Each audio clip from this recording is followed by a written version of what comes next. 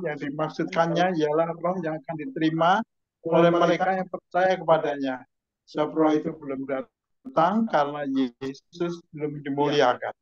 Oke, perkataan firman yang diberikan oleh Yesus ini sama dengan firman yang Tuhan Yesus katakan kepada perempuan Samaria, yaitu di dalam Yohanes 4, yaitu ayat 13 sampai 14. Katanya, jawab Yesus kepadanya, barang siapa minum air ini, ia akan haus lagi. Tetapi barang siapa minum air yang akan kuberikan kepadanya, ia tidak akan haus untuk selama-lamanya. Sebaliknya, air yang akan kuberikan kepadanya akan menjadi mata air di dalam dirinya yang terus-menerus memancar sampai kepada hidup yang kekal.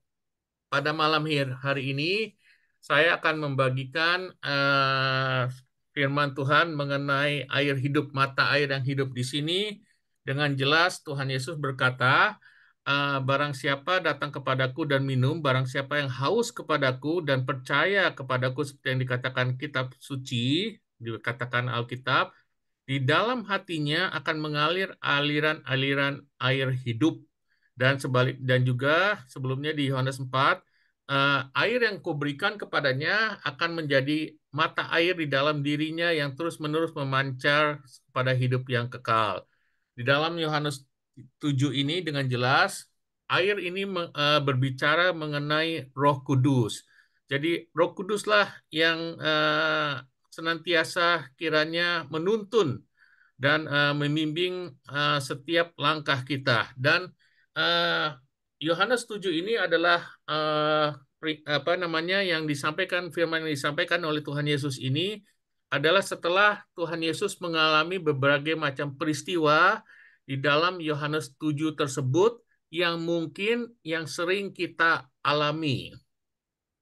Terutama saya ya dalam 1 bulan ini saya ini cukup lelah secara fisik maupun secara apa namanya ya secara jiwa juga ya karena saya mengalami berbagai macam tekanan sebenarnya terutama karena ada ada ada ada beberapa teman baik saya gitu ya yang memutuskan hubungan dan juga bukan cuma sekedar memutuskan hubungan persahabatan tetapi juga mereka itu memberikan perkataan-perkataan yang tidak baik lah yang menyakitkan lah bagi saya gitu ya sehingga saya terus terang saya cukup terpukul gitu ya beberapa 1 bulan terakhir ini dan saya tidak menyangka apa bagaimana teman-teman baik yang saya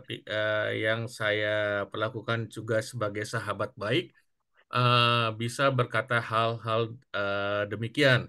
Meskipun saya menyadari dan saya melihat juga Tuhan berbicara, menghiburkan saya, memperlihatkan bagaimana orang-orang tersebut itu apa mengalami suatu stres apa karena berbagai macam tekanan hidup yang mereka alami sehingga keluar perkataan-perkataan yang ibaratnya sangat-sangat menyakitkan orang lain gitu ya dan itu mungkin kalau saya dahulu waktu saya masih ingat waktu saya masih di Indonesia itu saya masih suka Ya, emosi gitu ya tidak bisa menahan amarah gitu karena kadang apa namanya terbawa emosi gitu ya dengan perkataan itu dan saya sering melawan tapi eh, saat ini 1 bulan ini Tuhan ibaratnya memberikan kekuatan, memberikan ketenangan, memberikan ketentraman, damai gitu ya, bisa tenang, bisa nggak ini, dan saya bisa belajar untuk menerima bahwa tidak semuanya kadang-kadang teman itu ya harus harus selalu menjadi teman untuk selamanya gitu ya.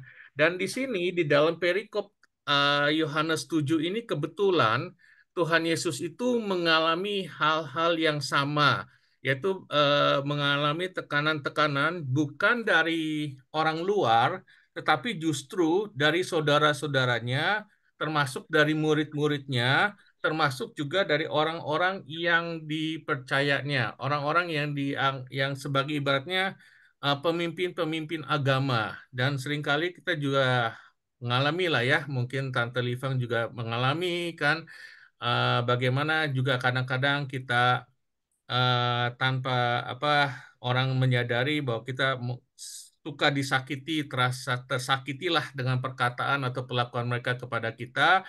Dan kita ini hari ini kita belajar bagaimana Tuhan Yesus menghadapi segala tekanan-tekanan yang ditujukan kepada dirinya gitu ya, terutama dari orang-orang terdekatnya.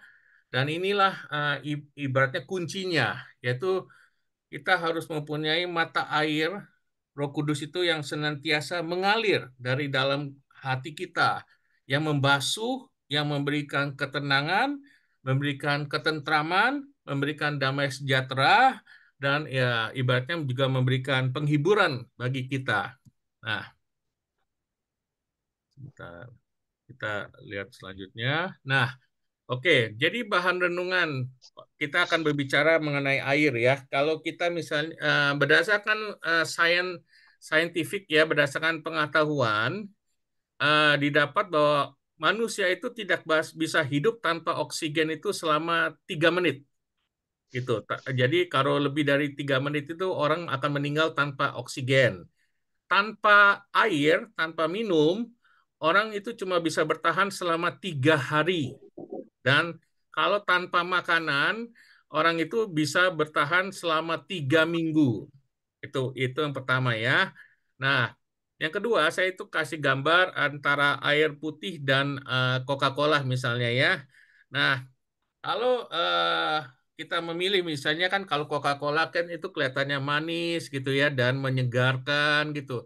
Tetapi untuk kalau kita terus-menerus minum Coca-Cola itu lama-lama bukan kesehatan yang kita dapat, malah akan membawa pada penyakit gitu ya. Bahkan saya baca beberapa artikel gitu, ada beberapa influencer, beberapa orang yang di YouTuber karena mengadakan perlombaan minum soft drink lah selama 1 hari gitu ya, beberapa botol, tiba-tiba meninggal dunia gitu ya, karena kebanyakan soft drink tersebut dan sebagainya.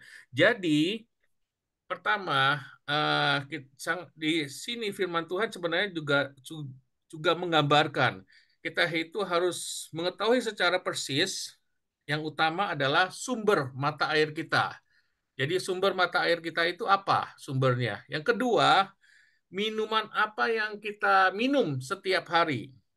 Jadi ini antara air dengan misalnya air dengan soft drink. Tetapi juga sama, misalnya antara air sungai dan air laut, gitu ya. Misalnya kalau kita hidup di pinggir air sungai, kita mungkin masih bisa bertahan karena kita bisa minum air sungai. Tetapi kalau kita hidup di tengah laut, meskipun air laut itu banyak sekali, luas, ya kita kalau minum air laut terus lama-lama akan mati gitu ya karena tidak sesuai karena kandungan garamnya. Jadi sangat di sini apa yang mau saya bagikan adalah kita harus merenungkan juga sumber air yang apa yang kita menjadi sumber kehidupan kita, minuman apa yang kita minum, dan yang ketiga tadi aliran air. Jadi aliran apa yang kita alirkan dalam kehidupan ini, gitu ya. Jadi seperti tadi saya kasih contoh apa yang saya alami dari teman saya, bagaimana kalau kita tidak bisa menguasai emosi kita, kita tidak menguasai amarah kita, kita akan mengalirkan kepahitan, kita akan mengalirkan kesakitan, kita akan mengalirkan perkataan-perkataan yang di luar kontrol kita. Jadi sangat-sangat semuanya berhubungan. Kita harus mengetahui sumber mata airnya, kita harus tahu minuman apa yang kita minum setiap hari, dan kita harus tahu apa yang kita alirkan setiap hari dalam kehidupan kita. Dan kita bawa ini di dalam kehidupan perjalanan rohani kita. Nah, Di dalam Amos 8 ayat 11 sampai 14, Pak Om Yono baca lagi silakan. Ya, Amos 8 ayat 11 sampai 14. Ayat 11 sampai 14. Sesungguhnya waktu akan datang. Demikianlah firman Tuhan Allah. Aku akan mengirimkan kelaparan ke negeri ini, bukan kelaparan akan makanan dan bukan kehausan akan air, melainkan akan mendengarkan firman Tuhan. 12. Mereka akan membara dari laut ke laut dan menjelajah dari utara ke timur untuk mencari firman Tuhan tapi tidak mendapatnya. Pada hari itu akan rebah lesu anak-anak darah yang cantik dan anak-anak turunan karena haus. Mereka yang bersumpah demi Asima, Dewi Samaria, dan yang berkata, demi Allahmu yang hidup, hai dan serta demi dewa kekasihmu yang hidup, hai Berseba. Mereka itu akan rebah dan tidak akan bangkit lagi. Oke. Jadi ini suatu firman Tuhan juga yang sebagai pengingat ya, reminder kepada kita. Seringkali kita berpikir mengenai kelaparan dan kehausan secara fisik gitu ya. Tetapi Tuhan di lewat firman ini Tuhan mengingatkan pada saatnya, suatu saatnya, pada akhirnya nanti Tuhan bukan mendatangkan kehausan, kelaparan secara fisik, tetapi Tuhan itu akan mendatangkan suatu kelaparan dan kehausan akan firman Tuhan, akan kebenaran firman Tuhan yang sesungguhnya. Jadi kalau kita cuma main-main dengan firman Tuhan, cuma tidak serius dan juga menganggap sepele, menganggap remeh dan juga mungkin bermain-main dengan agama lain, kepercayaan lain gitu ya, dengan adat dan tradisi, pada suatu saat Tuhan akan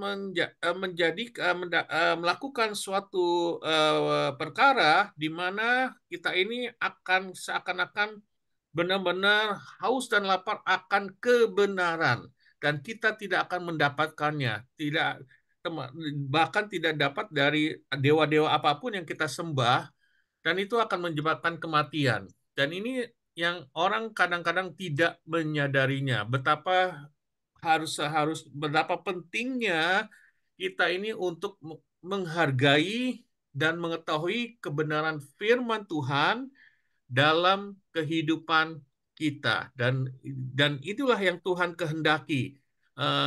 Kita belajar untuk mendalami firman Tuhan, untuk mengetahui firman Tuhan, dan untuk melakukannya, mempraktekannya dalam kehidupan kita, supaya itu pada suatu saat kita ini bukan lemah, tetapi akan kuat karena firman Tuhan itu. Jadi seperti tadi yang saya sampaikan bahwa kesaksian saya bahwa dibandingkan saya beberapa tahun lalu yang saya cukup suka emosional, suka tidak bisa mengontrol emosi saya, tidak mengontrol amarah saya, tetapi ketika begitu banyak tekanan dalam 1 bulan ini, ya Tante Livang tahulah bagaimana dari suasana saya bicara gitu ya. Dan itu sebenarnya cukup menekan jiwa saya, cukup membuat goncang. Terus terang pernah membuat goncang, bahkan tamu saya sempat, langganan saya sempat kaget melihat saya, tetapi tidak membuat saya hancur lah, ibarat tanda kutip ya, tidak membuat saya tergeletak, dan Tuhan memberikan ketenangan, kesabaran, kedamaian, dan untuk bisa bangkit kembali lah dari segala peristiwa yang terjadi itu. Oke, dan oleh sebab itu mari kita lihat tekanan-tekanan apa yang dialami oleh Tuhan Yesus yang sebenarnya mirip dengan apa yang saya alami, mungkin Tante Livang alami, Om Jono alami, mungkin juga dengan Pak Simon alami, dan Davis alami ya. Jadi seperti tadi saya bilang, kita harus memperhatikan minuman apa atau sumber air apa yang masuk dalam kehidupan kita. Oke, di dalam Yohanes 7, kita mulai dari ayat 1 sampai 5 dikatakan demikian. Sesudah itu Yesus berjalan keliling Galilea, sebab ia tidak mau tetap tinggal di Yudea karena di sana orang-orang Yahudi berusaha untuk membunuhnya.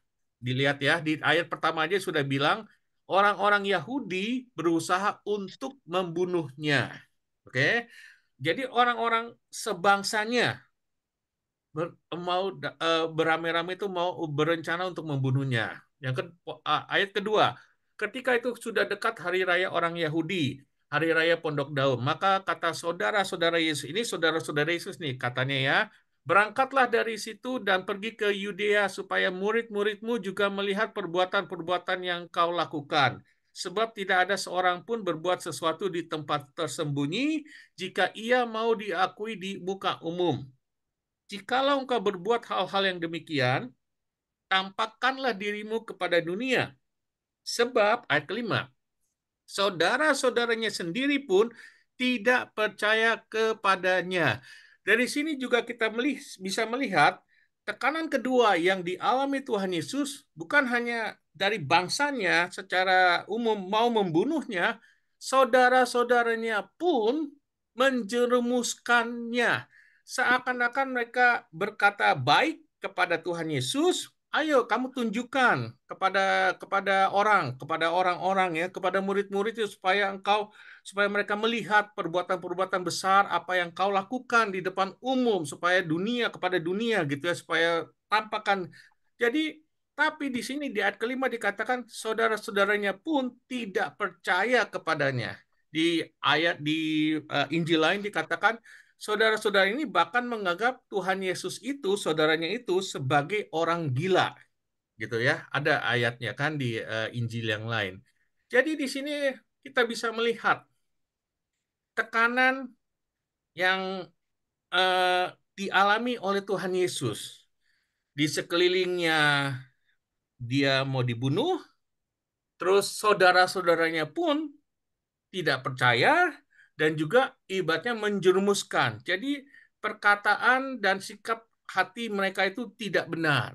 Iri hati, kesombongan, dan tidak percaya. Dan ini pun kita sering alami dan kita bisa melihat dari sini, ini bukannya orang tidak percaya, bukannya orang luar yang menekan, yang memberi tekanan kepada Tuhan Yesus, justru orang-orang yang dekat dengan kehidupannya. Orang-orang yang terdekat kepadanya yang justru menguji Tuhan Yesus.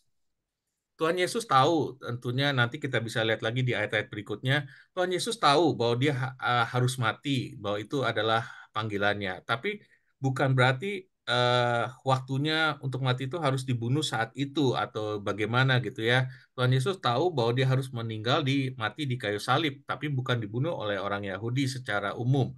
Yang kedua, dan bagaimana dia begitu banyak melakukan mukjizat, tetap saja orang-orang di sekelilingnya, saudara-saudaranya sekalipun, justru menjerumuskannya, justru menekan dia, justru ibaratnya membangkitkan amarah dia, membangkitkan emosi dia, gitu ya. Tunjukkan kepada dunia kalau kamu berkuasa, gitu ya. Tunjukkan, jangan sembunyi-sembunyi, gitu ya. Tapi di dalam hatinya mereka itu sebenarnya iri kepada Tuhan Yesus. Mereka tidak percaya kepada Tuhan Yesus. Dan tadi kita lihat bahwa bagaimana orang Yahudi itu membunuhnya. Saat ini juga, jika ini bukan membunuh secara fisik, tetapi iblis juga bisa memakai, bukan membunuh secara fisik. Justru sekarang ini yang kita alami adalah bagaimana kita bisa membunuh seseorang itu lewat perkataan yang menyakitkan kita, perkataan yang mengutuk kita, perkataan yang menyebarkan gosip yang tidak benar kepada kita, perkataan yang merendahkan kita. Dan kita lihat di Yakobus 3 ayat 2 sampai 11. Ya, bagaimana firman ini menggambarkan bahwa lidah yang kita punya itu bagaikan api, ya. Yakobus 3 ayat 2 sampai 11. Om Jono lagi silakan. Sebab kita semua bersalah dalam banyak hal. Barang siapa tidak bersalah dalam perkataannya, ia adalah orang yang sempurna, yang dapat mengendalikan seluruh tubuhnya. Kita mengenakan kekang pada mulut kuda, sehingga ia menuruti kehendak kita. Dengan jalan demikian, kita dapat juga mengendalikan seluruh tubuhnya. Dan lihat saja kapal-kapal, walaupun amat besar dan digerakkan oleh angin keras, namun dapat dikendalikan oleh kemudi yang amat kecil menurut kehendak jurumudi. Demikian juga lidah, walaupun suatu anggota kecil dari tubuh, namun dapat memegangkan perkara-perkara yang besar. Lihatlah betapa kecil pun api, ia dapat membakar hutan yang besar. 6. Lidah pun adalah api. Ia merupakan suatu dunia kejahatan dan mengambil tempat di antara anggota-anggota tubuh kita sebagai sesuatu yang dapat menodai seluruh tubuh dan menyalakan roda kehidupan kita. Sedang ia sendiri dinyalakan oleh api neraka. 7. Semua jenis binatang liar, burung-burung serta binatang-binatang menjalar dan binatang-binatang laut dapat dijinakan dan telah dijinakan oleh sifat manusia. Tapi tidak seorang pun yang berkuasa menjinakkan lidah. Ia adalah sesuatu yang buas yang tak terkuasai dengan penuh racun yang mematikan. Dengan lidah kita memuji Tuhan Bapa kita, dan dengan lidah kita mengutuk manusia yang diciptakan menurut rupa Allah. 10.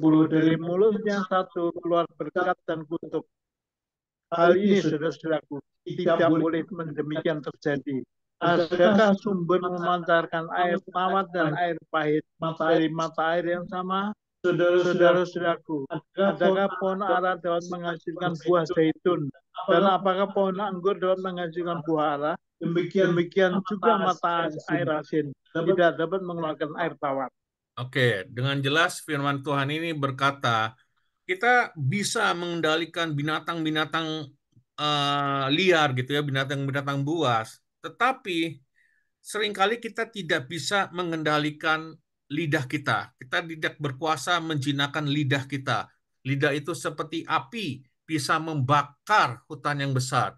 Lidah itu merupakan dunia kejahatan. Jadi, tapi di firman Tuhan dikatakan, barang siapa yang bisa mengendalikan perkataannya, ia juga mengendalikan tubuhnya. Bisa. Jadi kuncinya adalah lidah kita. Jadi di lidah yang sama kita berkata berkat, dengan lidah yang sama kita mengutuk orang. Dan itu saya lihat bukannya saya juga sempurna gitu, bukannya saya juga tidak salah mungkin dalam perkataan dan perbuatan, tapi saya bisa melihat bagaimana gitu seseorang yang bisa berubah secara total tiba-tiba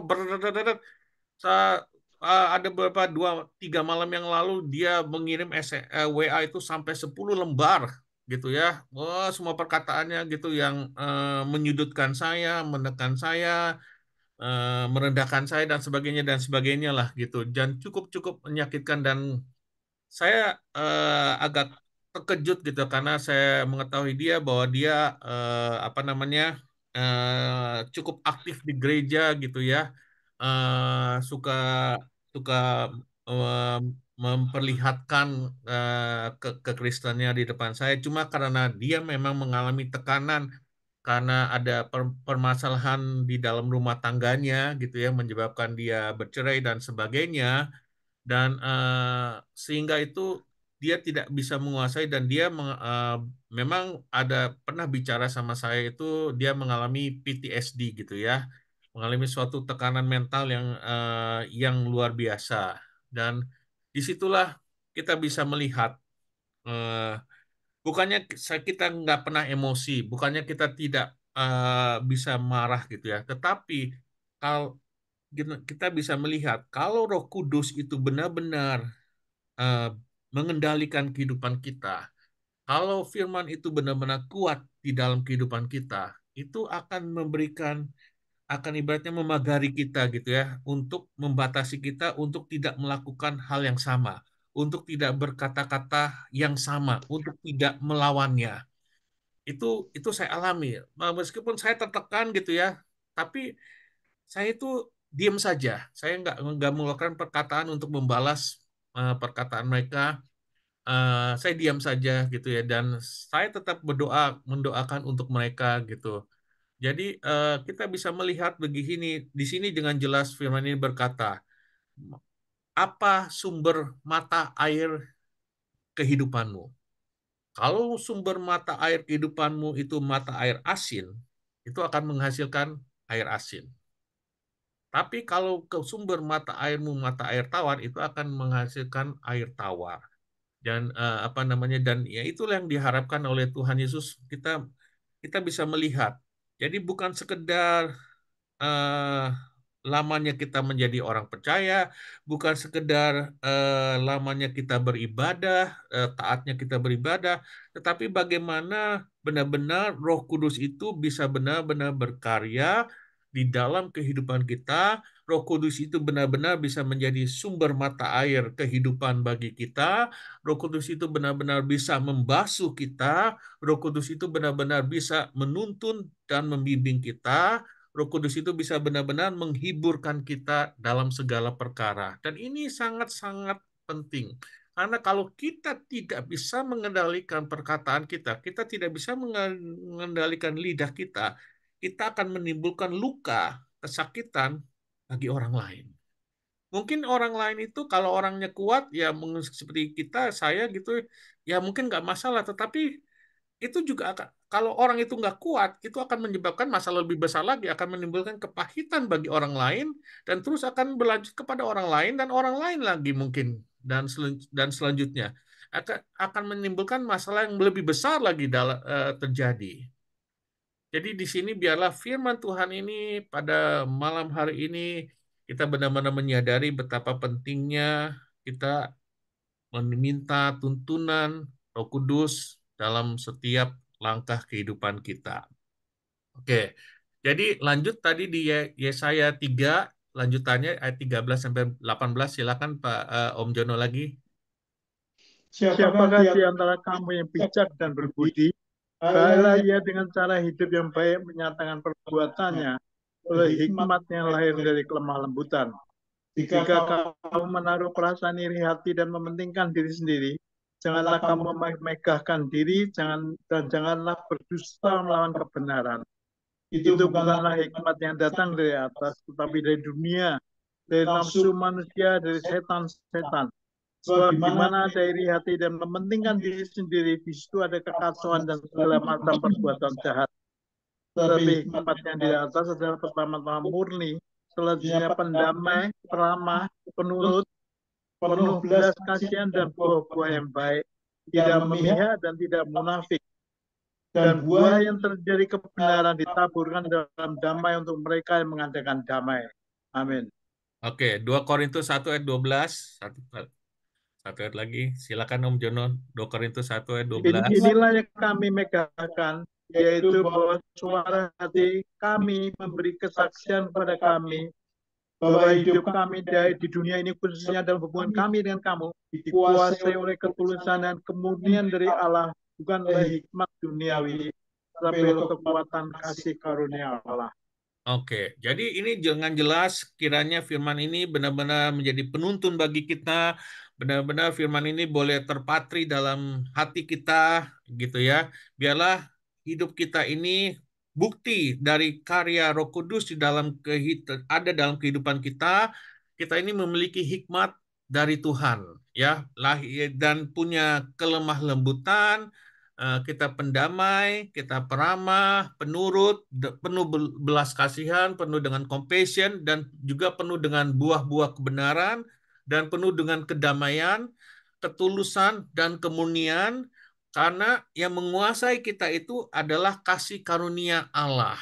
Gitu. Jadi biarlah benar-benar dalam keadaan kita yang tertekan sekalipun, dalam keadaan di mana kita sering mendengar tekanan perkataan dari orang-orang yang menyakitkan, dari orang-orang terdekat yang menyakitkan kita, biarlah kita tetap tenang, biarlah kita izinkan tetap Roh Kudus menguasai kita. Dikatakan ya harus dikuasai, kita harus dikuasai oleh hikmat Allah. Kita harus dikuasai oleh kekuatan kasih karunia Allah. Kita harus dikuasai. Jadi bukan hanya kita tahu firman, bukan kita tahu mengerti firman, menghafal firman, tapi bagaimana firman itu benar-benar menguasai pikiran kita, menguasai perkataan kita, menguasai perasaan kita, sehingga yang keluar dari perkataan kita, yang keluar dari perbuatan kita adalah kelemah lembutan, belas kasihan, ketulusan, kemunian, dan damai sejahtera. Itu poin yang pertama. Oke, lanjut lagi. Yang kedua adalah bagaimana kita juga harus mengendalikan amarah kita. Efesus 4 ayat 26 sampai 32. Dengan jelas dikatakan, apabila kamu menjadi marah, janganlah kamu berbuat dosa. Janganlah matahari terbenam sebelum padam amarahmu, dan janganlah beri kesempatan kepada iblis. Orang yang mencuri, janganlah ia mencuri lagi. Tetapi baiklah ia bekerja keras dan melakukan pekerjaan yang baik dengan tangannya sendiri, supaya ia dapat membagikan kepada orang yang berkekurangan. Janganlah ada perkataan kotor keluar dari mulutmu, tetapi pakailah perkataan yang baik untuk membangun di mana perlu, supaya mereka yang mendengarnya beroleh kasih karunia. Dan janganlah kamu mendukakan Roh Kudus Allah yang telah memeteraikan kamu menjelang hari penyelamatan. Segala kepahitan, segala kegeraman, kemarahan, pertikaian, dan fitnah hendaklah dibuang dari antara kamu, demikian pula dengan segala kejahatan. Tetapi hendaklah kamu ramah terhadap seorang terhadap yang lain, penuh dengan kasih mesra dan saling mengampuni sebagaimana Allah di dalam Kristus telah mengampuni kamu. Jadi ketika saya mempersiapkan firman ini, ibaratnya ini juga jawaban dari Tuhan bagi saya, penghiburan bagi saya, gitu ya. Bagaimana kita belajar untuk mempraktekkan firman ini. Bagaimana kalau kita marah, kita harus bisa mengendalikannya sebelum kita itu dikuasai oleh iblis. Dengan jelas dikatakan ayat 27, jangan berikan kesempatan kepada iblis. Dan itu akan lebih hancur lagi ketika kita terus-menerus dikendalikan amarah kita. Kita terus-menerus dikendalikan oleh kebencian kita. Kita terus-menerus dikendalikan, dikuasai oleh kebencian, oleh kedengkian, oleh amarah gitu yang tidak terkendali, sehingga yang keluarkan perkataan kotor, akhirnya kita mendukakan Roh Kudus, dan segalanya hal-hal buruk akan terjadi. Jadi, mari kita yang sudah tahu Tuhan, kita yang sudah berjalan bersama-sama dengan Tuhan, kita yang sudah tahu firman Tuhan, biarlah bukan hanya kita tahu, bagaimana kita juga belajar untuk mempraktekannya. Tidak mudah karena tekanan-tekanan itu juga memang kadang-kadang menyakitkan hati kita, dan kita juga tahu itu bukan hanya terjadi dalam diri kita, tetapi Tuhan Yesus pun juga mengalami hal yang sama.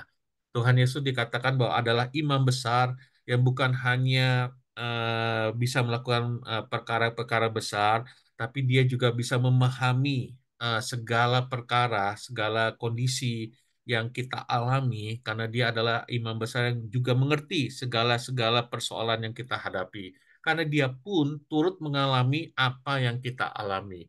Dia mengalami apa yang kita alami, yaitu dalam tekanan, dalam pergaulannya, pertemanannya, persaudaraannya. Tidak selalu dia mendapatkan orang-orang yang selalu mendukungnya. Tidak selalu dia mendapatkan orang-orang yang mengerti akan dirinya. Jadi kadang-kadang seringkali Tuhan Yesus itu lebih disalah mengerti oleh orang-orang terdekatnya dibandingkan orang-orang luar, orang-orang yang tidak mengenalnya, orang-orang asing gitu ya, lebih lebih sering bisa menerima Tuhan Yesus dibandingkan saudara-saudaranya. Dan ini harus kita renungkan bahwa kadang-kadang yang membuat kita sakit hati, yang membuat kita tertekan secara jiwa, itu adalah orang-orang terdekat kita, saudara-saudara kita, orang-orang yang kita anggap baik, orang yang kita perlakukan baik, melakukan hal-hal yang jahat, melakukan hal-hal yang tidak benar, gitu ya. Tapi biarlah bukannya kita membalas mereka. Biarlah kita malam hari ini kita tahu, kita minta tuntunan Roh Kudus, kita minta bimbingan Roh Kudus untuk membasuh kita. Kita berbicara mengenai air ya, air yang mengalir. Tuhan Yesus katakan air yang mengalir. Biarlah Roh Kudus itu yang mengalirkan, mengalirkan damai, mengalirkan kasih karunia, mengalirkan belas kasihan, mengalirkan ketulusan, mengalirkan kemunian. Gitu ya. Biarlah firman-firman yang saya bagikan malam hari ini bukan hanya buat saya, tapi juga buat Om Jono, Tante Livang, Pak Simon, Ibu Justin, Davis, kita menjadi penguat, penghibur. Kalau kita mengalami tekanan-tekanan yang menyakitkan di sekeliling kita. Oke, lanjut. Di dalam tekanan di dalam Tuhan Yesus itu juga bukan hanya apa namanya terus berlanjut ya. Juga Tuhan Yesus mengingatkan akan apakah dunia mengasihi atau membenci kita. Di dalam Yohanes 7 kembali ayat 6 sampai 9 dikatakan, dijawab Yesus kepada mereka, kepada saudara-saudaranya, waktuku belum tiba, tetapi bagi kamu selalu ada waktu. Dunia tidak dapat membenci kamu, tetapi ia membenci aku, sebab aku bersaksi tentang dia bahwa pekerjaan-pekerjaannya jahat. Pergilah kamu ke pesta itu, aku belum pergi ke situ karena waktuku belum genap. Demikianlah katanya kepada mereka, dan ia pun tinggal di Galilea. Nah, Tuhan di sini berbicara mengenai waktu. Tuhan tahu waktunya, dan dikatakan dengan jelas, kita ini selalu ada waktu. Jadi, kita ini harus selalu mempertimbangkan, harus selalu memikirkan apa yang kita lakukan itu, dan kita itu selalu memiliki pilihan-pilihan, gitu ya. Dan di sini dikatakan dunia itu tidak dapat membenci kamu, dunia itu justru akan mencoba menarik kamu. Mungkin harta, mungkin ambisi, mungkin reputasi, mungkin apapun lah itu, ambisi pribadi, mungkin impian-impian untuk menjadi kaya dan sebagainya itu akan ditawarkan oleh dunia, akan ditawarkan. Kamu itu punya banyak waktu gitu. Kamu harus tahu waktunya.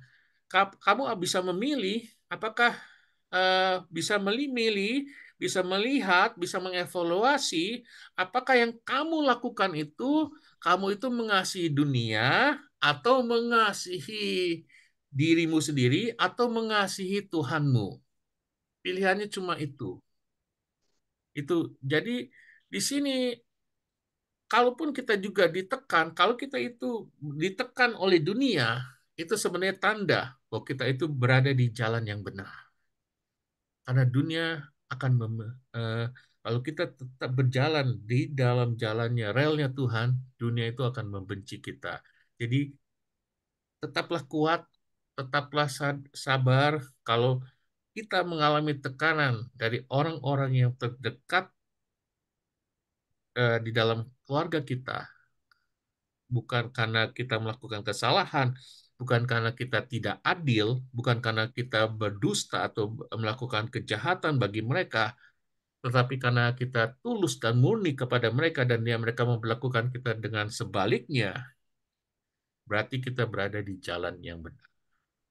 Tetapi kalau sebaliknya yang terjadi, kita memperlakukan orang itu dengan tidak baik, membalas kebaikan orang dengan kejahatan, Tuhan Yesus berkata, kamu harus tahu waktumu. Dan kamu harus menyadari, melihat, mengevaluasi. Apakah kamu makin terseret oleh dunia, mengasihi dunia, atau sebaliknya. Dan kita lihat di dalam 1 Yohanes 2 ayat 14-17. Silakan Om Jono lagi. Ya. Ya. Aku menulis kepada kamu, hai anak-anak, karena kamu mengenal Bapa. Aku menulis kepada kamu, hai Bapa-Bapa, karena kamu mengenal Dia yang ada dari mulanya.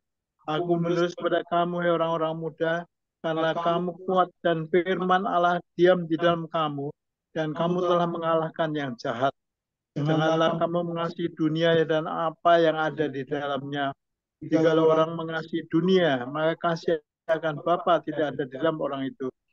Sebab semua yang ada di dalam dunia, yaitu keinginan daging dan keinginan mata serta keangkuhan hidup, bukanlah berasal dari Bapa, melainkan dari dunia.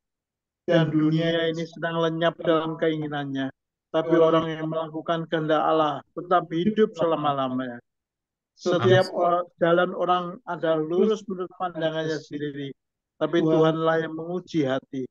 Melakukan kebenaran dan keadilan lebih dikenan Tuhan daripada korban. Mata yang congkak dan hati yang sombong, yang menjadi pelita orang fasik adalah dosa. Oke, amin. Jadi kuncinya dengan jelas dikatakan di dalam 1 Yohanes, Kalau benar-benar kamu mengenal Allah, kalau benar-benar kamu mengasihi Allah, kamu harus membuat itu firman itu kamu harus kuat dan firman itu harus tertanam di dalam engkau. Baru itulah satu-satunya kita bisa mengalahkan yang jahat. Jadi kita akan terus mengalami tekanan-tekanan seperti tadi saya gambarkan dari diri saya sendiri. Saya bisa melihat perubahan saya. Oh, dulu saya mungkin emosi, dulu saya akan lebih marah lagi kepada orang-orang yang menyakiti saya. Saya ini pernah dikatakan terus terang, saya pernah menolong karyawan saya gitu ya. Karyawan saya itu apa namanya waktu itu pernah minta-minta tolong sama saya. Istrinya mau melahirkan, saya biayain, saya tolong dia gitu ya. Dan saya nggak menduga, saya tanpa sengaja dia kirim SMS. Sebenarnya kira SMS itu bukan bukan ke saya, tapi ke orang lain gitu ya, ke temannya. Dia itu di situ dengan jelas SMS itu mengatakan saya ini dikatakan seperti sampah gitu. Dia ngomong begitu sama saya, bukan ke saya ya, ke orang lain. Saya itu dikatakan seperti sampah. Gila gitu, saya benar-benar kaget. Dan juga ada lah beberapa teman-teman baik saya juga yang bekerja sama saya melakukan berkata hal yang lain di di belakang saya. Dulu itu saya terus terang emosi gitu ya. Hmm. Tapi makin hari gitu, makin tahun gitu ya, eh, kita makin mengenal Tuhan, kita makin makin berjalan bersama Tuhan. Kita harus melihat perubahan-perubahan itu harus terjadi dalam kehidupan kita. Bagaimana Roh Kudus itu berkarya dalam kehidupan kita. Kita ini kita akan tetap mengalami tekanan-tekanan tersebut. Kita akan tetap mengalami saudara-saudara kita yang menyakiti kita. Kita akan tetap menghadapi teman-teman baik kita yang mungkin meninggalkan kita, atau yang menekan kita, atau yang menyakiti kita. Tetapi yang Tuhan inginkan, kita itu harus semakin lama semakin kuat. Karena firman itu harus tertanam di dalam diri kita. Kata-katakan bahwa kita ini mengenal Bapa, seharusnya kalau kita benar-benar katakan kita mengenal Tuhan, kita mengasihi Tuhan, firman itu harus tertanam kuat di dalam kita. Setiap orang dikatakan Amsal, di dalam Amsal jelas katakan setiap jalan orang adalah lurus menurut pandangannya sendiri. Orang mikir, orang-orang mikir mereka berbuat benar. Mereka mungkin berjalan sesuai dengan keinginan itu adalah yang benar menurut pandangan mereka, tapi belum tentu benar bagi di pandangan Tuhan, karena Tuhan yang tahu hati manusia. Dan dengan jelas dikatakan, mata yang congkak, hati yang sombong adalah dosa. Adalah pelita orang fasik adalah dosa. Mari, biarlah inilah bagaimana Tuhan berbicara ya kepada kita malam hari ini. Bagaimana Tuhan juga dengan jelas menghadapi tekanan dari saudara-saudara terdekatnya. Dan ibaratnya Tuhan izinkanlah berbicara lewat firman-firman ini. Biarlah kita tetap kuat gitu ya, menghadapi tekanan-tekanan dunia. Biarlah kita tetap tidak goyah gitu ya, tidak mengasihi dunia, yaitu keinginan daging, keinginan mata, keangkuhan hidup, semuanya tidak berasal dari Bapa, tetapi akan lenyap semuanya. Ya, suatu saat nanti, seperti tadi dikatakan di Amos, Tuhan akan datangkan suatu keadaan di mana mereka akan haus dan kelaparan, bukan secara jasmani, tapi mereka akan haus akan kebingungan akan kebenaran firman Tuhan. Dan mereka akan bingung, akan tidak tahu jalannya bagaimana. Tidak tahu solusi dari semua permasalahan hidup mereka. Dan disitulah mereka akan lihat kebesaran Tuhan. Bagaimana kalau mereka tidak mau bertobat, mereka akan rebah. Tidak ada dewa satu apapun yang bisa menolong mereka. Dikatakan dengan jelas tadi di Amos. Bahkan mereka akan rebah dan mati. Biarlah itu tidak terjadi pada kita, tetapi biarlah kita semakin hari semakin tahu kita mengenal firman Tuhan, semakin kita mengenal Tuhan, semakin kita mengasihinya, semakin lama, semakin kita izinkan Roh Kudus itu berkarya, mengalir, mengalir, menjadi sumber mata air yang mengalirkan air yang hidup, yang terus-menerus mengalir. Tadi firman Tuhan kan dengan jelas berkata, Biarlah air yang kuberikan kepadamu menjadi aliran mata air yang hidup. Jadi bukan air yang mematikan, tapi air yang hidup menjadi sungai, menjadi aliran sungai gitu ya. Oke. Nah, lanjut lagi. Di tekanan berikutnya adalah di dalam pemimpin-pemimpin keagamaan ya, yaitu Yohanes 7 ayat 16 sampai 18. Ayo Om Jono lagi silakan. Waktu pesta itu sedang berlangsung, Yesus masuk ke bait Allah lalu mengajar di situ. Maka heranlah orang-orang Yahudi dan berkata, bagaimanakah orang ini mempunyai pengetahuan demikian tanpa belajar? Jawab Yesus kepada mereka, ajaranku tidak berasal dari diriku sendiri, tapi dari Dia yang telah mengutus aku. Barang siapa mau melakukan kehendaknya, dia akan tahu entah ajaranku ini berasal dari Allah, entah berkata-kata dari diriku sendiri. Barang siapa berkata-kata dari dirinya sendiri, ia mencari hormat bagi dirinya sendiri. Tapi barang siapa mencari hormat bagi Dia yang mengutusnya, ia benar dan tidak ada kebenaran dan tidak ada ketidakbenaran padanya. Ayat, oke, 1 Timotius 4 ayat 13 sampai 16. Kuncinya ini. Silakan Om Jono, 1 Timotius 4 ayat 13 sampai 16 berikutnya. Sementara itu, sampai aku datang, bertekunlah dalam membaca kitab-kitab suci, dalam membangun dan dalam mengajar. Jangan lalai dalam mempergunakan karunia yang ada padamu, yang telah diberikan kepadamu oleh nubuat dan dengan penumpangan tangan sidang para tua. Perhatikanlah semuanya itu, hiduplah di dalamnya supaya kemajuanmu nyata kepada semua orang. Awasilah dirimu sendiri dan awasilah ajaranmu. Bertekunlah dalam semuanya itu, karena dengan demikian berbuat demikian, engkau akan menyelamatkan dirimu dan semua orang yang mendengar engkau.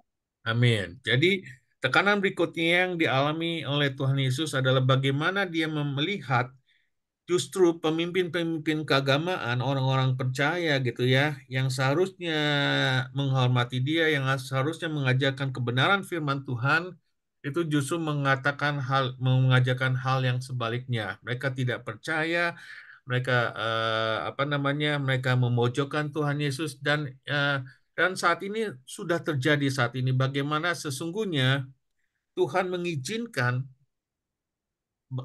bagaimana beberapa pendeta-pendeta saat ini di Indonesia itu ibaratnya digoncangkan, di tanda kutip lah ya, diperlihatkan ya, dipertontonkan ya sama Tuhan mengenai keburukannya, mengenai bagaimana mereka sibuk justru mencari kehormatan bagi dirinya, justru berlomba-lomba untuk menimbun reputasi bagi dirinya, mencari hormat bagi dirinya sendiri gitu ya. Jadi di sini dengan jelas kuncinya adalah hendaklah kita bertekun dalam membaca firman Tuhan dan dalam membangun dan mengajar dan tidak lalai mempergunakan kasih karunia, dan di dalam ayat 15 perhatikanlah semua itu, hiduplah di dalamnya supaya kemajuanmu nyata bagi semua orang. Awasilah dirimu sendiri dan awasilah ajaranmu. Bertekunlah dalam semuanya itu, karena dengan berbuat demikian kamu akan menyelamatkan dirimu dan semua orang akan mendengar engkau. Pada satu titik, kadang-kadang orang itu akan mengalami ujian dua hal. Satu adalah di mana kita tidak punya siapapun, tidak punya apa-apa, itu ujian pertama. Tapi ujian yang lebih berat lagi adalah di mana kita saat itu, di mana kita saat di atas, berada di atas, yaitu saat kita mendapatkan kehormatan dari orang lain, itu kadang-kadang timbul godaan untuk mencari atau membangun kerajaan sendiri, untuk membangun kehormatan bagi diri kita sendiri, sehingga apa yang kita perkatakan melenceng dari kebenaran firman Tuhan. Kita mengikuti kemauan orang-orang lain mungkin, kita mengikuti orang-orang yang memberikan kehormatan bagi kita, memberikan pujian bagi kita gitu ya. Dan kita melenceng dari ajaran-ajaran kebenaran firman Tuhan. Dan di sini Tuhan mengingatkan, Tuhan Yesus mengingatkan gitu ya, kamu harus tahu kebenaran firman Tuhan. Apakah kamu berkata ini, yang perkatakan kamu ini sesuai dengan firman Tuhan atau enggak? Mungkin dalam saat ini ya saya mungkin tanda kutip lebih mungkin saya lebih tahu mengenai firman. Bukan saya berarti saya lebih rohani daripada Om Tante ataupun Davis ataupun Pak Simon gitu ya. Tapi saya juga harus menyadari bahwa saya harus tetap rendah hati karena suatu saat juga pada saat mungkin saya dihormati sama Om Tante, saya dihormati mana-mana, mungkin juga saya akan tergoda untuk melakukan hal yang sama, akan jatuh dalam kesombongan. Tapi biarlah kita belajar malam hari ini, kita belajar mengawasi diri kita, mengawasi ajaran kita, bertekun dalam semuanya, dan supaya kita itu bisa menyelamatkan diri kita sendiri dan juga semua orang yang mendengar kita. Jadi tujuan kita belajar firman Tuhan itu adalah untuk membangun, mengajar, dan hidup di dalamnya supaya kemajuanmu nyata, mengawasi dirimu sendiri, mengawasi ajaranmu, dan bisa menyelamatkan dirimu dan juga orang yang mendengarkan engkau. Berikutnya,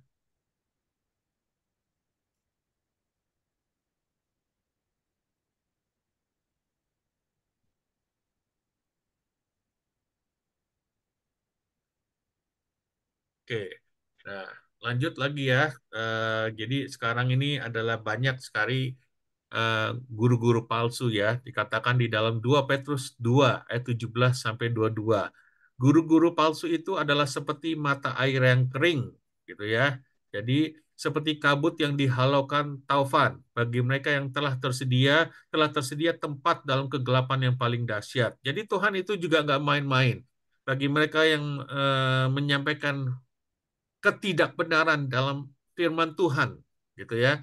Mereka itu adalah seperti mata air yang kering dan bagi mereka tersedia tempat dalam kegelapan yang paling dahsyat. Wow. Sebab mereka mengucapkan kata-kata yang congkak dan hampa dan mempergunakan hawa nafsu cabul untuk memikat orang-orang yang baru saja melepaskan diri dari mereka yang hidup dalam kesesatan. Dikatakan dengan jelas tuh, bagaimana dia mencari, orang-orang ini mencari penghormatan, bahkan ketika mereka sudah sebenarnya menolong orang keluar dari kesesatan, justru memimpin orang tersebut masuk dalam kesesatan yang lain. Mereka menjanjikan kemerdekaan kepada orang lain, padahal mereka sendiri adalah hamba-hamba kebinasaan. Karena siapa yang dikalahkan orang, ia adalah hamba orang tersebut. Sebab jika mereka oleh pengenalan mereka akan Tuhan dan Juru Selamat kita, Yesus Kristus, telah melepaskan diri dari kecemaran-kecemaran dunia, tetapi terlibat lagi di dalamnya, maka akhirnya keadaan mereka lebih buruk daripada yang semula. Karena itu bagi mereka itu lebih baik jika mereka tidak pernah mengenal jalan kebenaran daripada mengenalnya, tetapi kemudian berbalik dari perintah kudus yang disampaikan kepada mereka. Bagi mereka cocok yang dikatakan peribahasa yang benar ini. Anjing kembali kepada muntahnya, dan babi yang mandi kembali kepada kubangannya. Jadi firman Tuhan juga tidak main-main bahwa kepada orang-orang yang tidak menyampaikan kebenaran firman Tuhan itu. Karena dengan jelas di sini digambarkan bahwa bagaimana Tuhan itu tidak main-main. Orang-orang yang menyesatkan orang lain lewat perkataan firman Tuhan yang dipelintir, mereka menjadi hamba orang tersebut dan itu telah tersedia di dalam kegelapan yang paling dahsyat. Bahkan jelas Tuhan katakan lebih baik mereka itu tidak mengenal Tuhan sama sekali atau jalan kebenaran daripada menyesatkan lebih banyak orang. Jadi ibaratnya anjing kembali lagi ke muntahnya, babi kembali lagi kepada kubangannya. Jadi di sini sama dengan apa yang Tuhan perkatakan. Ada saatnya apa namanya Tuhan mungkin mengalami tekanan dan Tuhan, tapi ada saatnya juga Tuhan Yesus tahu akan ketidakbenaran dan kita harus memisahkan diri. Kita tidak mengikuti guru-guru demikian, orang-orang tersebut. Kita harus bisa diberikan hikmat kepada siapa orang-orang yang patut kita ikuti ya selama orang itu menyampaikan kebenaran firman Tuhan ya. Jadi 1 Timotius 4 ayat 1 sampai 2 dengan jelas dikatakan bahwa Roh Kudus dengan tegas mengatakan bahwa di waktu-waktu kemudian ada orang-orang yang akan murtad dan lalu mengikuti roh penyesat dan ajaran-ajaran setan oleh tipu daya pendusta-pendusta yang hati nuraninya memakai cap mereka. Yakobus 4 ayat 7 sampai 10. Jadi ini kuncinya adalah karena itu tunduklah kepada Allah dan lawanlah iblis, maka ia akan lari daripadamu. Mendekatlah kepada Allah, ia akan mendekat kepadamu. Tahirkanlah tanganmu, hai kamu orang-orang berdosa, dan sucikanlah hatimu, hai kamu yang mendua hatinya. Sadarilah kemalanganmu, berduka cita dan merataplah. Hendaklah tertawamu kamu ganti dengan ratap dan sukacitamu dengan duka cita. Rendahkanlah dirimu di hadapan Tuhan dan ia akan meninggikan kamu. Hendaklah firman ini juga menjadi pengingat, reminder bagi kita. Roh Kudus juga akan tegas menyatakan, bahkan memperlihatkan ibaratnya orang-orang yang murtad, yang menyesatkan banyak orang dengan ketidakbenaran. Kalau mereka mau, mereka bisa bertobat, biarlah mereka mendekat kepada Tuhan, meminta Tuhan menyucikan kembali, membasuh hati mereka dari setiap dosa mereka dan merendahkan diri di hadapan Tuhan. Jadi ada waktu itu pernah saya bagikan juga, saya pernah dengar bagaimana seorang lawyer gitu yang cukup vokal di YouTube, bagaimana dia menantang seorang pendeta yang ibaratnya menyesatkan eh, ini ya persembahan ya, uang-uang yang dipersembahkan gitu ya. Ada beberapa jemaat yang menuntutlah ke kejelasan kemana uang tersebut dipakai gitu ya. Jadi selama kalau kita benar tulus, benar murni, dan kalau kita benar-benar melakukan sesuai kebenaran firman Tuhan, seharusnya kita tidak ada masalah untuk terbuka dan jujur kepada orang. Tetapi kalau memang dari niatnya hati kita sudah tidak benar, maka kita pun akan berusaha untuk menghindar atau ya bagaimanalah untuk melarikan diri gitu ya. Tapi firman Tuhan dengan jelas, di sini dengan jelas, mereka adalah guru-guru palsu, mereka sudah tersedia tempat kegelapan yang paling dahsyat. Dan Roh Kudus akan dengan tegas menyatakan orang-orang tersebut adalah orang murtad dan penyesat gitu ya. Bukannya kita menghakimi, tetapi Tuhan sendiri yang akan menyatakan bagi kita. Jadi bukan berarti karena kita sudah di mimbar, sudah berkhotbah, sudah sharing firman, bukan berarti kita tidak akan tersesat. Kalau seandainya kita tidak dikuasai oleh Roh Kudus, tetapi kita dikuasai oleh kedagingan, kita dikuasai oleh kesombongan, kita dikuasai oleh sikap hati yang tidak benar, kita tidak bisa mengendalikan perkataan kita tidak bisa mengendalikan amarah kita tidak bisa, kita selalu menjelek-jelekan orang, kita menganggap rendah orang, kita membalas kebaikan orang dengan kejahatan, dan sebagainya, dan sebagainya.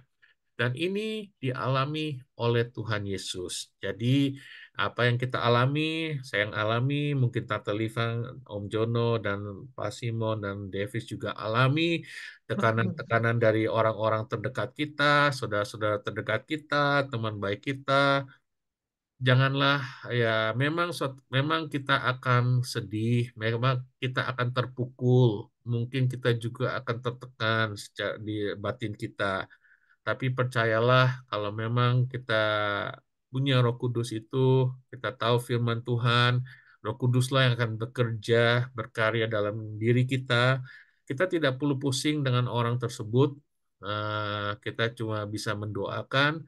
eh, tapi biarlah yang berurusan itu, biarlah Roh Kudus itu berurusan dengan kita, memberikan ketenangan, memberikan damai, memberikan ketentraman, memberikan hikmat, dan terutama juga membuat kita bisa bangkit kembali, gitu ya. Saya benar-benar jatuh gitu, terjatuh gitu, benar-benar sempat down sekali kemarin beberapa minggu lalu. Tapi ketika ibaratnya Om Jono, Tante Liva mungkin mengingatkan saya untuk kita kembali, terutama Ibu Justin untuk mengingatkan saya kembali mengadakan Zoom ini, fellowship ini, ya ibaratnya ini tuntunan Tuhan lah, jawaban Tuhan untuk sebagai penghiburan Amin. bagi kita, sebagai kekuatan bagi saya gitu ya, untuk juga kembali meneliti firman Tuhan, kembali bertekun dalam firman Tuhan, jadi kembali juga mengetahui apa yang Tuhan ingin sampaikan kepada kita, jawaban-jawaban, kekuatan, penghiburan akan tekanan-tekanan yang kita alami dalam kehidupan kita, gitu ya. Oke. Nah, yang terakhir mungkin. Oke, jadi rema firman pada malam hari ini 2 Petrus 1 ayat 3 sampai 12. Silakan Om Jono.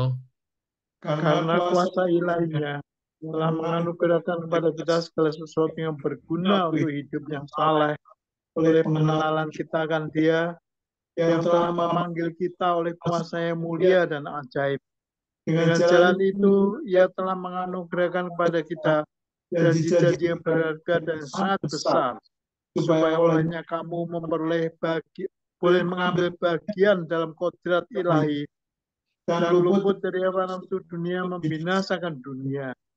Justru karena itu kamu harus dengan sungguh-sungguh berusaha untuk menambahkan pada imanmu kebajikan dan kepada kebajikan pengetahuan dan kepada pengetahuan penguasaan diri, kepada penguasaan diri ketekunan dan kepada ketekunan kesalehan dan kepada kesalehan kasih akan saudara-saudara dan kepada kasih akan saudara-saudara kasih akan semua orang.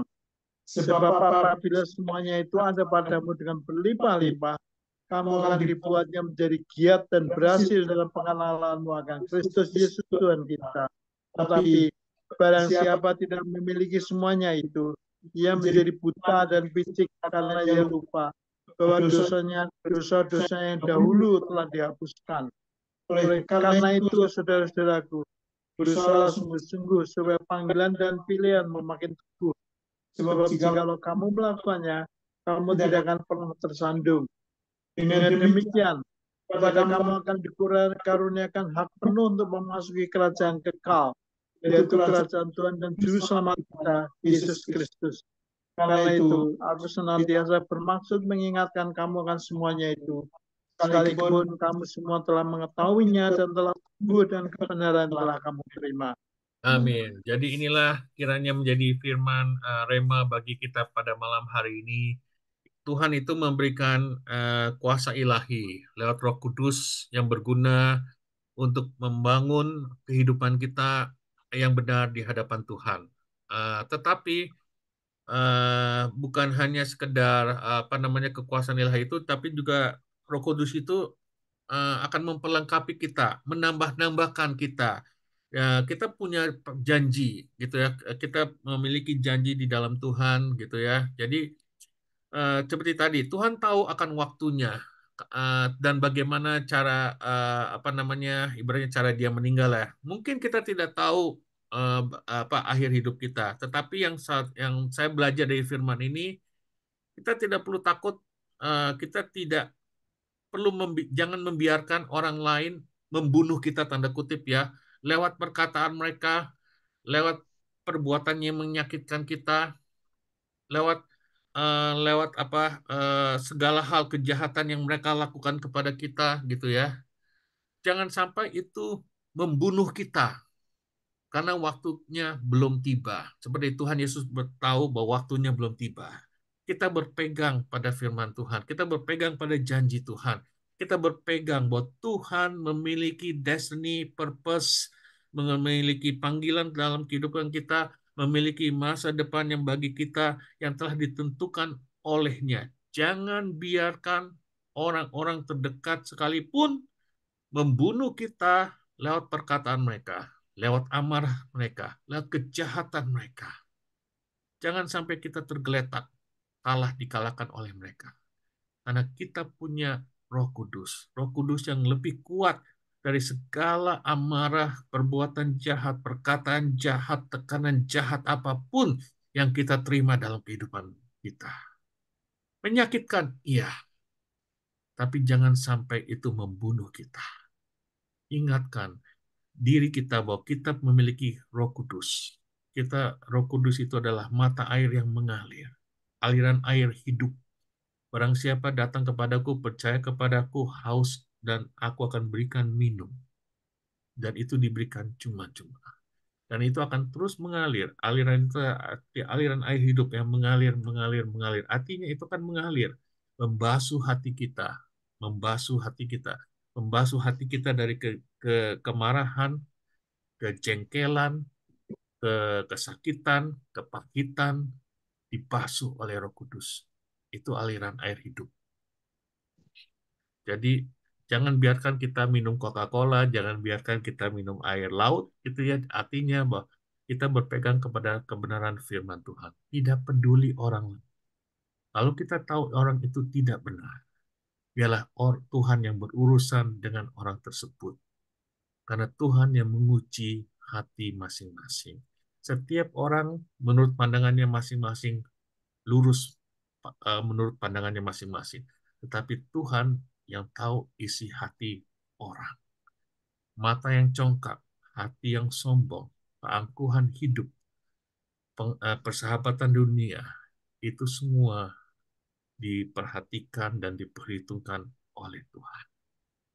Tapi tugas kita, bagian kita, tetap teguh dalam panggilan kita, tetap teguh dalam berjalan bersama dengan Tuhan, bertekun membaca firman Tuhan. Biarkan firman Tuhan itu menguasai diri kita, menguasai hati kita. Dengan jelas dikatakan tadi kan, firman-Nya berkata, biarlah kita itu dikuasai oleh hikmat dari Allah, hikmat dari Tuhan, yang penuh dengan kelemah lembutan, penuh dengan damai, penuh dengan kebaikan, penuh dengan kerendah hatian, penuh dengan belas kasih.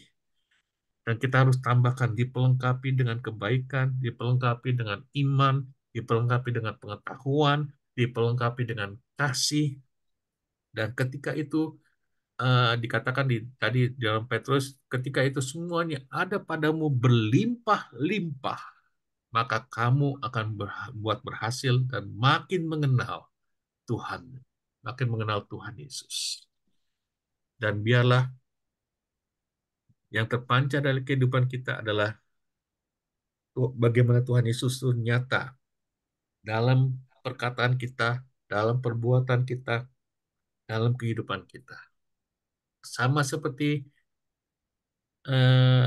kita yang mengalami tekanan, Tuhan Yesus dalam perikop ini, dalam Yohanes 7 dengan jelas mengalami tekanan-tekanan dari orang sebangsa dia, orang terdekat dia, saudara-saudaranya sekalipun, murid-muridnya juga, semuanya yang mengejek dia, semua yang merendahkan dia dengan perkataan-perkataan mereka. Tapi Tuhan berkata, kamu ada air hidup di dalam hatimu, dalam kehidupan. Biar air itu mengalir, jadi mata air yang hidup. Bapak, terima kasih untuk malam hari ini Tuhan. Kami telah belajar mengetahui kebenaran akan firman-Mu Tuhan. Betul Tuhan, kami mengalami banyak tekanan dalam kehidupan ini yang mungkin membuat kami tersakiti, mengalami kesakitan, mengalami kepahitan, mengalami kesedihan, mengalami kekecewaan Tuhan, dan mengalami bahkan tekanan yang membuat jiwa kami mungkin tertekan Tuhan, bahkan goncang Tuhan, akan terutama akan pelakuan perkataan orang-orang yang terdekat dalam kehidupan kami, sahabat kami, bahkan saudara-saudara kami Tuhan. Dalam malam hari ini kami belajar mengetahui, Bu, Tuhan tidak pernah meninggalkan kami. Tuhan tahu setiap tantangan, setiap tekanan, setiap perbuatan, perkataan yang tidak baik yang ditujukan oleh iblis kepada kami, lewat saudara-saudara kami, teman-teman kami sekalipun Tuhan. Tapi Tuhan membentengi kami, Tuhan. Menjagai kami dengan kasih karunia-Mu, menjagai kami dengan hikmat-Mu, dan menjagai kami dengan kebenaran firman-Mu. Menjagai kami dengan memberikan Roh Kudus sebagai bukti nyata, karya, materai dalam kehidupan kami, yang menjadi mata air, yang mengalir, mengalir, mengalir untuk membasuh hati kami, memberikan damai, memberikan ketenangan, memberikan ketentraman, memberikan kasih, memberikan sukacita, memberikan ketulusan, kemurnian, kelemah lembutan, belas kasihan, hikmat daripadamu Tuhan, dalam berkata-kata, dalam bertindak, dalam bersaudara, bergathering dengan saudara-saudara kami dalam menghadapi mereka, Tuhan. Biarlah Engkau berikan hikmat kepada masing-masing dari kami, Tuhan, dalam mengikuti orang-orang yang Tuhan percayakan dalam kehidupan kami sebagai pemimpin. Biarlah kami memiliki hikmat untuk memilih mengikuti pemimpin-pemimpin yang menyampaikan kebenaran firman-Mu. Biarlah Engkau juga selidiki, uji setiap hati kami, Tuhan. Biarlah sebagaimana Roh Kudus, biarlah Engkau berkarya terus untuk menguji, menyelidiki, membasuh hati kami, Tuhan. Menyucikan hati kami dari segala hal-hal yang cemar, hal-hal yang tidak baik, hal-hal dari yang mendukakan hatimu, Tuhan. Hal-hal yang mungkin menyakiti, mengecewakan hatimu, Tuhan. Dan biarlah kami diubahkan terus-menerus, Tuhan. Sebagaimana terus kami meluangkan waktu kami untuk bertekun, mengetahui, belajar, membedah lebih dalam lagi mengenai firman-Mu, kebenaran firman-Mu itu boleh tertanam dalam kehidupan kami, menguasai hati kami, Tuhan, sehingga kami bertindak, berkata-kata sesuai dengan firman-Mu. Ya, terus itu menjadi aliran air kehidupan dalam kehidupan kami. Bukan air yang mematikan, bukan mata air yang kering, bukan mata air asin, tetapi mata air tawar yang hidup, yang terus-menerus mengalir dalam kehidupan kami. Bapak, terima kasih Tuhan untuk malam hari ini. Kami berdoa secara khusus untuk kehidupan Om Jono dan Tante Livang dan seluruh keluarga besarnya. Terutama untuk Om Jono dan Tante Livang, Tuhan. Engkau tahu juga Tuhan segala perlakuan, segala tekanan, kesakitan, kekecewaan, apapun yang juga mereka alami Tuhan dalam kehidupan mereka.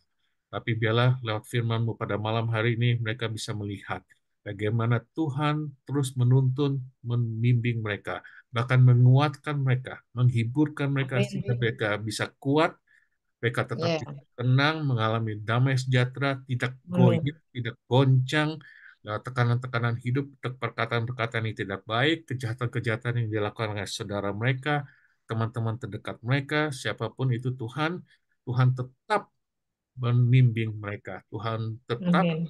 mengalirkan aliran air hidup itu dalam kehidupan mereka. Roh Kudus yang Yesus. berkarya dalam kehidupan mereka, Roh Kudus yang Haleluya. membasuh hati mereka dengan Amin. kemurnian, dengan ketulusan, dengan belas Ya, kasihan, dengan kebaikan, dengan damai amin. sejahtera, kasih dan sukacita yang terus menerus Haleluya. mengalir Allah. Tuhan.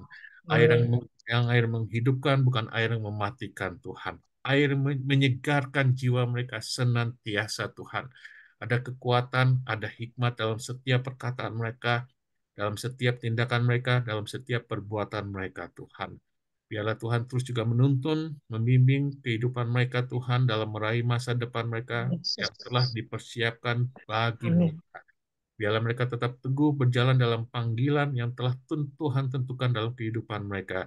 Dan biarlah juga Yes. mereka boleh menjadi teladan, menjadi Amin. Ya, model, menjadi berkat bagi keluarga mereka, bagi anak, cucu, menantu mereka, dan juga bagi setiap orang-orang yang datang dalam kehidupan mereka. Setiap perkataan yang keluar dari mulut mereka, setiap perbuatan mereka merupakan bukti nyata kebesaran, kemurahan Tuhan, penyertaan Tuhan, kasih karunia Tuhan yang terus menyertai mereka dan setiap orang yang dijamah mereka, dilawat mereka, mereka boleh diberkati bahwa mereka karena mereka bisa bersaksi bahwa Tuhan yang senantiasa bersama dengan mereka. amin. Terima kasih Amin. Tuhan, terima kasih Engkau. Kami percaya Tuhan, Kau terus menyertai Om Jono, Tante Livang, dan seluruh keluarga besar mereka Yesus. dan memberkati mereka Haleluya. dengan berlimpah-limpah. Bapak, secara khusus juga kami berdoa untuk Pak Simon, Ibu Justin, dan keluarga besarnya juga termasuk dengan Davis Tuhan. Kau juga Ya, tahu setiap pergumulan, beban hidup yang mereka alami Tuhan. Mereka juga mungkin mengalami tekanan-tekanan yang mungkin juga membuat mereka sering down. Mereka mungkin juga mengalami tekanan yang membuat mereka tergeletak, mungkin tidak berdaya. Tetapi biarlah malam hari ini Tuhan, mereka boleh mendapatkan kekuatan, mereka mendapatkan penghiburan, mereka mendapatkan pengharapan, iman di dalam Engkau Tuhan, bahwa Tuhan juga tidak pernah meninggalkan mereka. Tuhan yang senantiasa memagari kehidupan mereka dengan kasih karunia-Mu, Tuhan yang memagari dan memberikan bimbingan, tuntunan, dan hikmat dalam setiap perkataan, dalam setiap tindakan perbuatan mereka Tuhan, sehingga lewat perkataan mereka, perbuatan mereka boleh mengasihi orang lain, boleh memberkati orang lain Tuhan, boleh membangun orang lain, boleh mengajarkan orang lain Tuhan. Biarlah cahaya kemuliaan-Mu boleh terpancar Tuhan dalam kehidupan Pak Simon, Ibu Justin, dan juga Davis ya Tuhan. Berkati setiap kehidupan mereka, berkati setiap pekerjaan mereka, Pak Simon, Ibu Justin, dan juga Davis terutama Tuhan. Biarlah Engkau tuntun Tuhan Davis kepada masa depan yang telah Tuhan persiapkan dalam kehidupannya. Mungkin dia kebingungan pada saat ini Tuhan. Mungkin dia melihat keterbatasan dalam yang dimilikinya, tetapi biarlah malam hari ini dia bisa melihat bahwa dia memiliki Tuhan yang hidup, Tuhan yang tidak terbatas pada kuasanya, pada kasihnya, yang tidak pernah sedikit pun meninggalkan atau melupakan Davis. Tuhan yang akan setia menuntun, membimbing Davis sebagaimana Tuhan setia menuntun dan memberkati Pak Simon dan Ibu Justin sebagai orang tuanya. Hal yang sama Tuhan akan lakukan kepada Davis. Biarlah Tuhan terjadi harmonisasi, kesatuan hati bagi Pak Simon, Ibu Justin, dan Davis, dan juga berkati pelayanan mereka, berkati setiap pekerjaan mereka, berkati apapun yang mereka lakukan Tuhan. Bila kiranya boleh mendatangkan kemuliaan bagi nama-Mu Bapa. Terima kasih Tuhan, biar juga Roh Kudus itu berkarya terus dalam kehidupan Davis, kehidupan Pak Simon, dan Ibu Justin menjadi aliran air yang hidup, mendatangkan kehidupan, mendatangkan kasih, damai, ketenangan, ketentraman, sukacita, kasih bagi semua orang Tuhan. Terima kasih Bapak, terima kasih Tuhan. Terima kasih untuk malam hari ini Tuhan. Sungguh-sungguh kami boleh bersyukur bisa menikmati hadirat-Mu Tuhan pada malam hari ini Tuhan. Dan biarlah juga malam hari ini kami percaya kami telah menerima sesuatu yang baru Tuhan. Pewahyuan baru, pengharapan yang baru, kekuatan yang baru, penghiburan yang baru di dalam Engkau Tuhan. Kami berpegang pada janji-Mu Tuhan. Kami berpegang pada tuntunan-Mu Tuhan. Kami berpegang pada karya Roh Kudus dalam kehidupan kami yang akan terus mengalirkan air hidup itu bagi kami Tuhan. Ada ketenangan, ada damai sejahtera senantiasa, ada ketentraman Tuhan. Kami tidak perlu takut, kami tidak perlu jatuh dalam tekanan, dalam kekalahan Tuhan yang dilakukan oleh orang lain dalam kehidupan kami. Karena kami bersandar penuh, berpegang penuh pada Engkau Tuhan. Terima kasih Bapa, terima kasih Tuhan. Di dalam nama Tuhan Yesus kami berdoa dan mengucap syukur. Amin. Amin. Ya, Terima kasih Bapak. terima kasih ya. Kasih, Pak. Ya, sampai ketemu Pak lagi Tanto, ya. ini Ya, kenapa Davis? ya, ini mau ngasih masukan. Mungkin tadi yang menarik buat saya itu di bagian nabi palsu ya. Ya, Kan banyak nabi palsu sekarang nih Pak Tanto. ya Tapi betul. followernya banyak, Ah, subscribernya banyak, dan jemaatnya banyak. Luar ya. ya, Jadi gimana caranya Pak Tanto bisa menceritakan ini lebih dalam lagi, kalau bisa lebih dari 10 menit, boleh. kenapa nabi palsu itu jadi begitu populer, dan Ya, kenapa yang asli justru Penting ora mlebu-mlebu. kenapa? buruk gitu. Ya, Pikir jadi ada. Buruk ya gitu, Pak. memang saat ini memang banyak ya, dan itu kita harus punya hikmat ya, karena saat ini sebenarnya Tuhan itu sudah bekerja bagaimana mempertontonkan gitu ya orang-orang yang kita pikir orang-orang hebat gitu, ternyata itu banyak banyak kebusukan lah, tanda kutip lah ya. Dan ini kita juga bisa belajar dari Tuhan Yesus, bahwa Tuhan Yesus sendiri kan yang mengikut Tuhan tidak banyak, pengikut Tuhan Yesus pada saat itu tidak banyak. Justru orang lain itu justru memusuhi Tuhan Yesus. Gereja-gereja berarti memusuhi Tuhan Yesus gitu. Jadi dari sini kita belajar, kita harus punya hikmat. Kita tidak perlu takut. Kita yang penting kita tahu kebenaran firman Tuhan. Kita mengikuti orang yang benar-benar sesuai berjalan dengan firman Tuhan, bukan harus selalu mengikuti kerumunan orang banyak gitu. Belum tentu orang banyak itu yang banyak pengikutnya belum tentu itu benar. Dunia ini kan begitu sekarang, mengajarkan TikTok, YouTube itu harus banyak pengikutnya dan sebagainya, dan itu kelihatannya benar gitu ya, menarik gitu. Tapi belum tentu itu benar gitu loh. Dan tadi kan saya bagikan suatu saat itu Tuhan itu akan akan mengadakan suatu keadaan di mana semua orang itu kebingungan, akan haus akan kebenaran firman Tuhan. Jadi tidak ada satupun kepercayaan yang mereka amini sekarang itu yang bisa menolong mereka karena mereka telah salah jalan. Itu yang kita harus pegang gitu, Davis. Jadi nggak perlu khawatir, nggak perlu ikut kerumunan orang, gitu ya. Yang penting kita sama-sama belajar, menyadari kebenaran firman Tuhan, mempraktekannya, gitu. Kita berbeda Iya, sama benar orang sih. lain, nggak apa-apa, gitu. Benar sih, Pak. Cuman maksudnya ini harus dikulik kenapa yang airnya hidup, kenapa yang terangnya benar-benar terang yang sesungguhnya Mhm. bisa bisa nggak mendapatkan spotlight. Ini, Karena kalau menurut saya Pak Tanto kan sebenarnya ya ketahuan lah, maksudnya membagikan hidup dengan apa, dengan kebenaran firman yang Pak Tanto jalanin. Cuman titik pelayanan Bapak jadi terhalang sama ya saya juga nggak percaya kuantitas menentukan segalanya sih, Pak. Kualitas penting, tapi pada dasarnya gimana jumlah kuantitas orangnya ini apa yang nyebabin jadi gini, selisih itu loh, oke. selisihnya itu loh, Pak. Gini, saya ini kebetulan sudah mengalami Davis.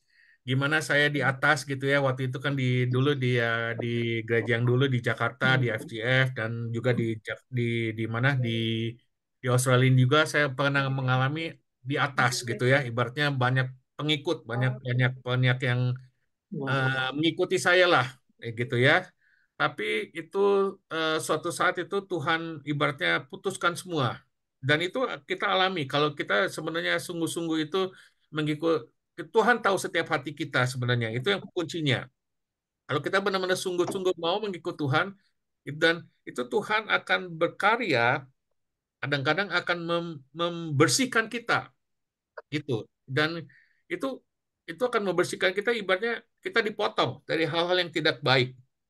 Kita akan dijauhkan sendiri sama Tuhan. Kita itu saya coba gini, tapi saya nggak bisa gitu. Saya nggak tahu gitu. Saya terus terang saya dikeluarkan dari gereja di Australia. Saya dikeluarkan dari mana-mana gitu ya. Tapi saya mau berdebat apa? Saya mau ngomel apa sama Tuhan? Tapi kalau ibaratnya saya cuma belajar untuk melihat, mengevaluasi gitu ya. Ya mungkin ya ini memang jalan Tuhan. Ya saya harus bersyukur Tuhan menyucikan saya, nggak apa-apa gitu. Saya nggak perlu cari banyak orang. Nah, saya cuma berempat, kita berempat atau berlima atau ya itu udah cukup gitu. Selama itu yang Tuhan percayakan kepada saya itu lebih dari cukup gitu. Dan selama saya setia dalam dalam pelayanan ini, dan saya yang utama itu diri kita masing-masing lah. Tadi kan saya sudah bagikan kita ini diri kita masing-masing. Kalau kita kita harus mengikuti kebenaran firman Tuhan itu yang benar gitu loh. Dan bukan bukan tergantung orang lain gitu, Fis. Ya. Jadi kayak kamu dokter ya nggak perlu khawatir ibaratnya dengan reputasi orang lain gitu yang lebih hebat, lebih wah, ya itu biarin aja gitu suatu. Tapi kalau kamu berjalan dan kamu percaya gitu ya, tadi kan sebenarnya itu karena Tuhan Yesus kan bilang waktuku belum tiba. Jadi ya kita harus tahu, kamu percaya aja waktu kamu mungkin belum tiba saat ini gitu ya. Tapi suatu saat pada saat waktunya Tuhan, kamu akan naik gitu loh. Tapi pada saatnya juga Tuhan akan membawa kamu ke musim yang lain. Jadi kayak di Australia gini ya, ada 4 musim, ya kan?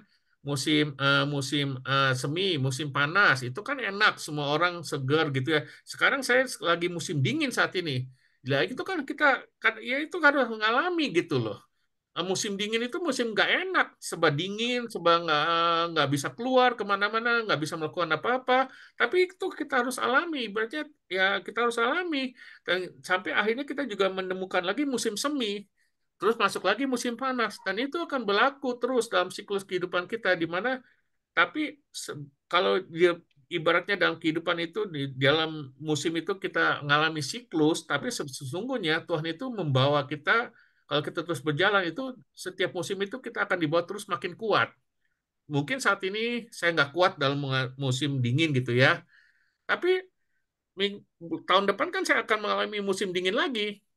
Tapi kalau kita sudah belajar, tahu kebenaran firman Tuhan ibaratnya, kalau kita percaya Tuhan menuntut kita, kita akan dibuat lebih kuat menghadapi musim itu. Kita tidak tergantung sama orang lain. Dan itu saya sudah alami. Saya udah alamilah bagaimana saya di atas, bagaimana saya di bawah, bagaimana saya banyak orang, terus bagaimana saya ditinggal orang, itu saya sudah alami, Davis. Gitu loh. Jadi saya tahu jadinya ya sakitnya saya tahu, saya alami. Tadi kan saya cerita, saya baru-baru ini aja terjadi. Itu benar-benar membuat saya tergoncang. Kalau kalau orang lain yang menyakiti sih nggak masalah, tapi kalau orang-orang terdekat kita gitu, yang kita anggap baik, yang dimana kita berbuat baik, kita ngasih orang itu, tapi kita tiba-tiba disalah mengerti, itu kan luar biasa gitu loh. Tapi ya Iya. Tuhan izinkan. Seolah-olah Pak Tanto ditanya, Tuhan ngujinya kelewat dalam dengan bilang, lu pamrih nggak sama orang yang udah benar-benar lu baikin Iya, memang sampai betul. ke tulang-tulang gitu kan? Iya, memang itu betul. Itu yang itu betul. Yang kamu bilang itu betul. Itu saya alami, saya alami, saya tahu di dalam hati saya Tuhan itu ngomong. Saya tahu, saya tahu tulus, tahu Tuhan tahu. Tapi saya juga harus tahu musim saya itu sudah berubah gitu loh. Saya mungkin orang itu nggak harus selamanya dalam kehidupan saya. Saya harus let go gitu, harus melepaskan gitu loh. Udah saatnya Tuhan bawa saya ke tempat lain dengan orang lain gitu loh. Ya, tapi ketulusan saya nggak masalah, tetap Tuhan memperhitungkan gitu loh. Apakah itu disalah mengerti sama orang lain, ya itu urusan orang lain, orang tersebut gitu. Tuhan yang berurusan dengan orang tersebut. Tapi dengan yang Tuhan itu mau kita tahu bahwa kita itu sudah dibawa ke tempat lain, musim yang lain gitu loh. Sekarang ini udah mau musim semi ya, saya harus siap-siap. Saya bukan lagi pakai baju tebal, ya kan? Ibaratnya saya harus siap pakai baju tipis lagi gitu loh.